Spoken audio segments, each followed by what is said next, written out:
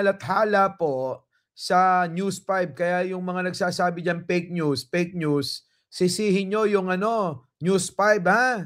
Ano sabi rito? Senator Bato, aarestuhin na ngayong araw. Kita nyo?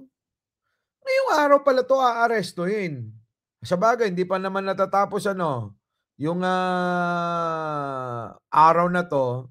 Hanggang mamaya pa yan, alas 12. Abangan natin. Oo, eto na mga kababayan ko. Humiling si Attorney Estrelito Torion, abogado ni Senator Bato de la Rosa, nabigyan sila ni broadcast journalist Ramon Tulfo ng kopya ng umano'y arrest warrant mula International Criminal Court. Nako, laban kay Bato nga, mga kababayan ko. Kasunod ito ng Facebook post ni Tulfo na aarestuhin umano si De La Rosa ng pulisya. Nako, grabe no. Ngayong Sabado, ngayon po no. Kahapon po yan Kahapon pa nga ito, hindi naman na nahuli pa December 20,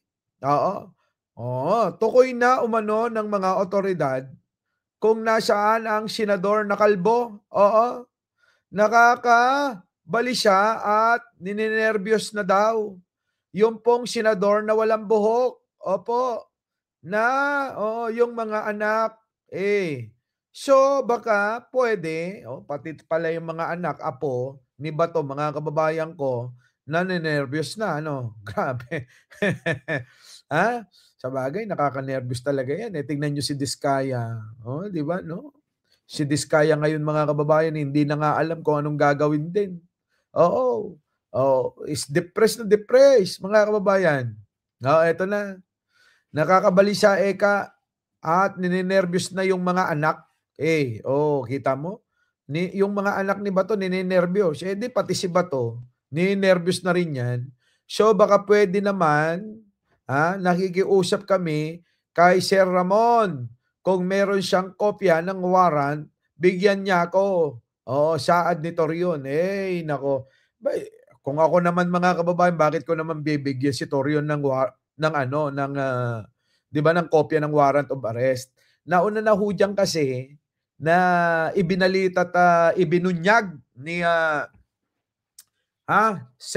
Ombudsman Boying Remulla na mga kababayan ko, na meron na ngang warrant, di ba?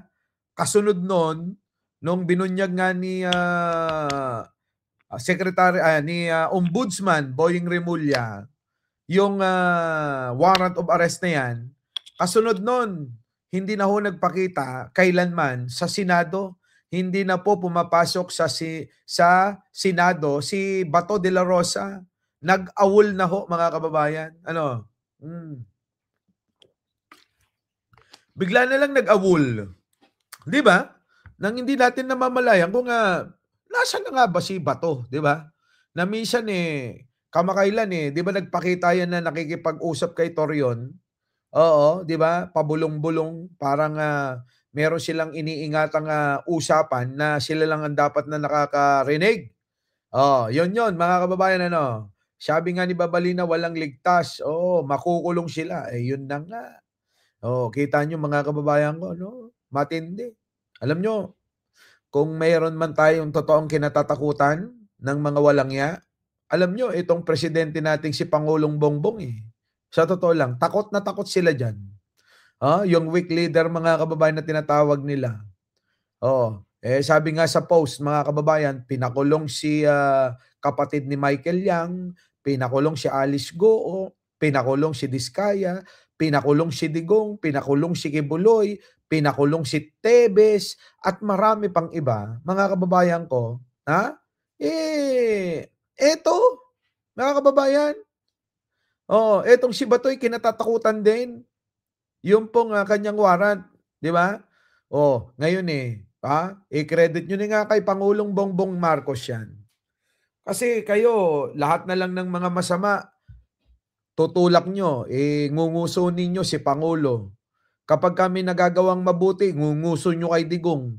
Nakakulong naman yung matanda na yun.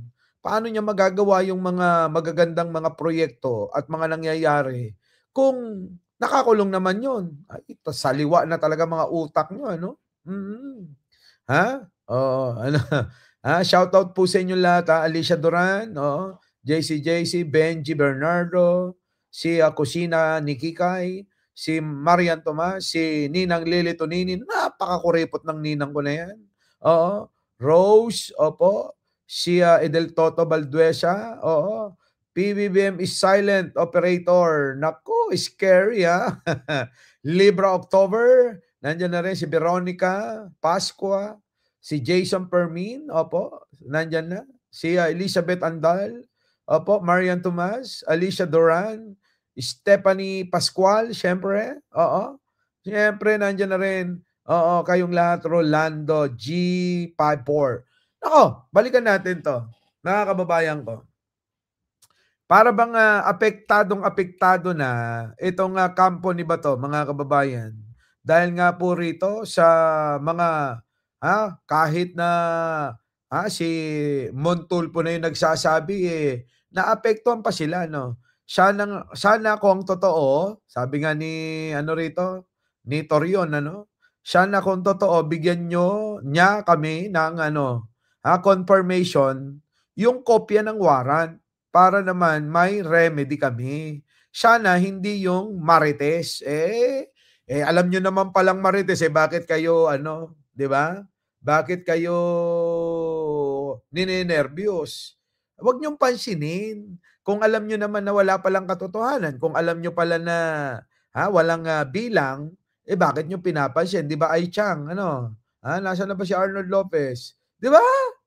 Oh, bakit niyo pala pinapansin si Montulfo kung wala palang bilang at hindi pala kayo sigurado na na sabi niyo walang warrant. Oh, wala palang warrant, edi lumabas, 'di ba? Kung walang warrant mga kababayan, palabasin si Bato. Ganun lang 'yun Papasukin 'yun at magtrabaho. Gano'n. May opisina 'yan sa Senado na dapat gampanan yung tungkulin. Kaya lang mga kababayan ko, kakaiba. Oo, dahil nagtatago. Naku, mga kababayan ko, oo. So 'yan mga kababayan, ano masasabi niyo diyan? Ano masasabi niyo kay, Bato na talagang apektadong-apektado kapagka may naririnig na mga balita, lalong-lalo na't, sa mga kilalang mga matatanda ng mga newscaster sa matatanda ng nasa mainstream media, ano? Katulad nila Montulfo. Aba'y apektadong-apektado itong, grupo, itong kampo ni, Bato de la Rosa. Oo, duwag mode, sabing gano'n 'no. Sabi ni Pea Navio, grabe naman 'yun, duwag talaga. Ha? Panic mode. Oh, si Bato, panic mode na si Bato. Naku, gano'n na nga siguro mga kababayan ko.